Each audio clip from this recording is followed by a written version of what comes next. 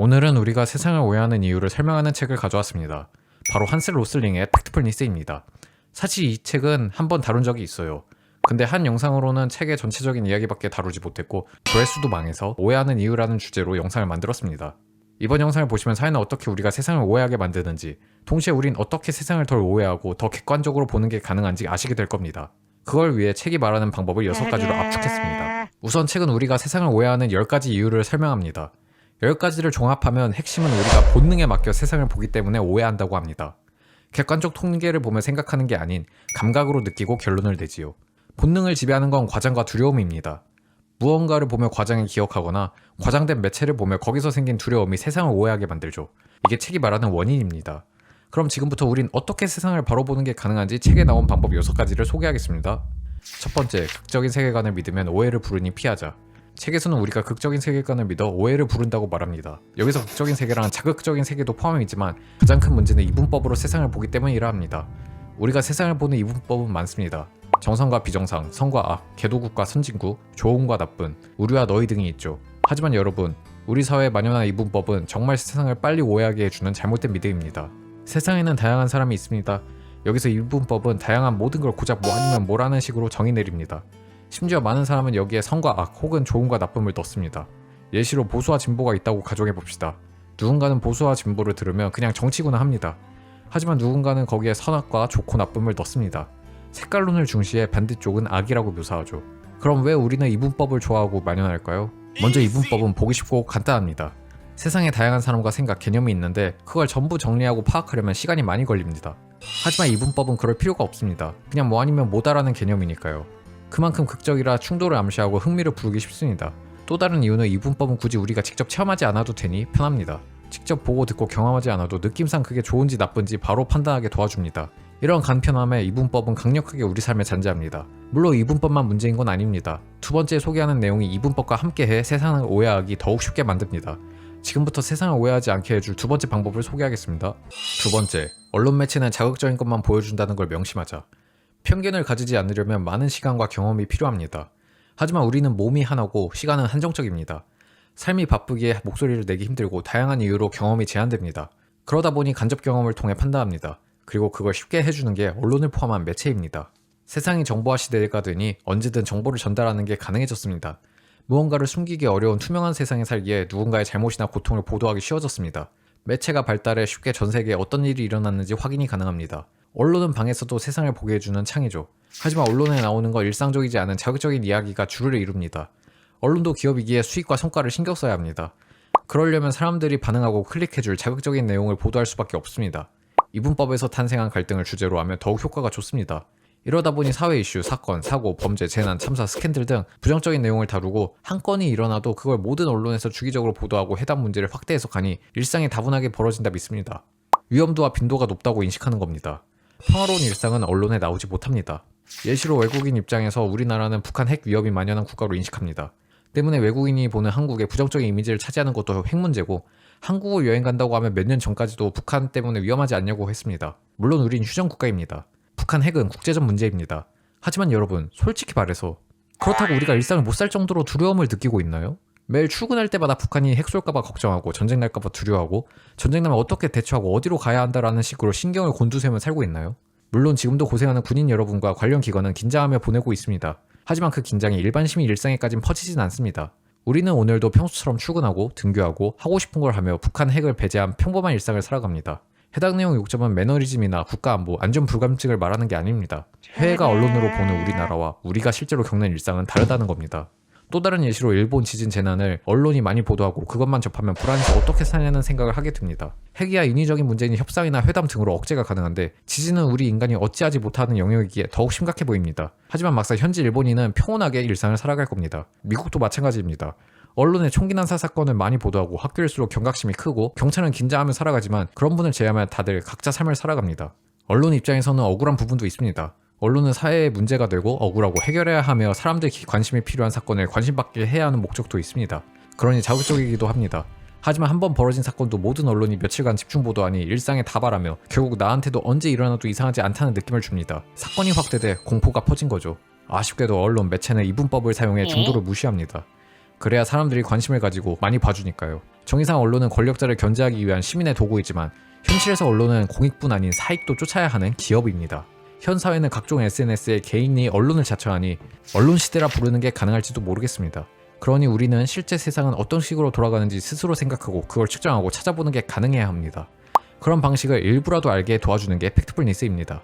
이는 일반 매체뿐 아닌 창작 매체도 마찬가지입니다. 창작물은 언제나 이분법으로 선인과 악인이 싸우는 선악 대립, 부자와 빈자가 싸우는 계층 대립, 성별, 세대, 종교, 국제 갈등 등으로 구성합니다.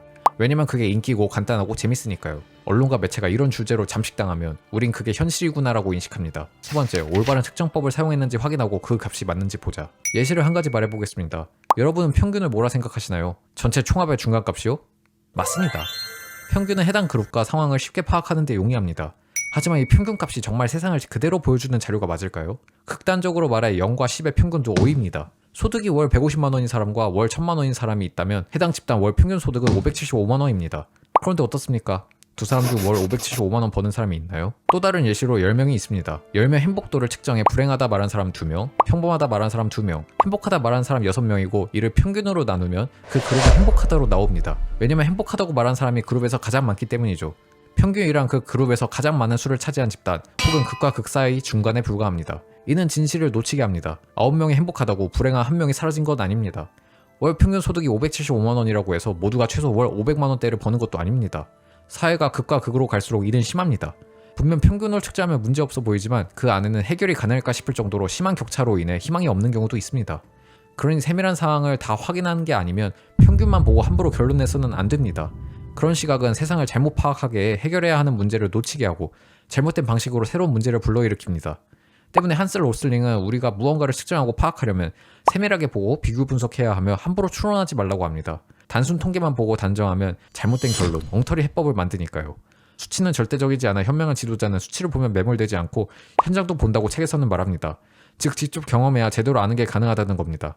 하지만 애석하게도 경험은 무엇보다 강력한 편견을 만들어 오류를 범합니다. 지금부터 그걸 극복할 네 번째 방법을 소개하겠습니다. 네 번째, 좁은 경험을 일반화하지 말자. 책은 우리가 왜 일반화하는지, 편견이 어쩌다 발생하는지 설명합니다. 그걸 조심하기 위해 무엇을 명심해야 하는지도 말하죠. 예를 들자면 어떤 사람은 자기가 겪은 한 번의 경험이 전체에 적용된다고 믿습니다. 내가 어떤 국가 국민 한 명을 만나는데 그 친구가 너무 성격이 안 좋아요.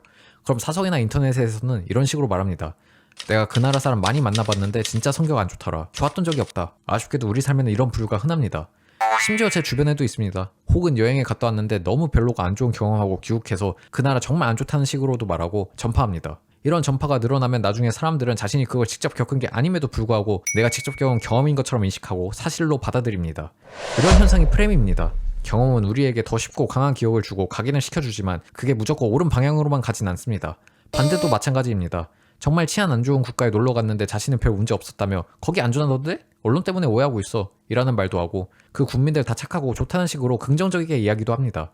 여러분, 어떻게 세상이 한 번만으로 파악이 되나요?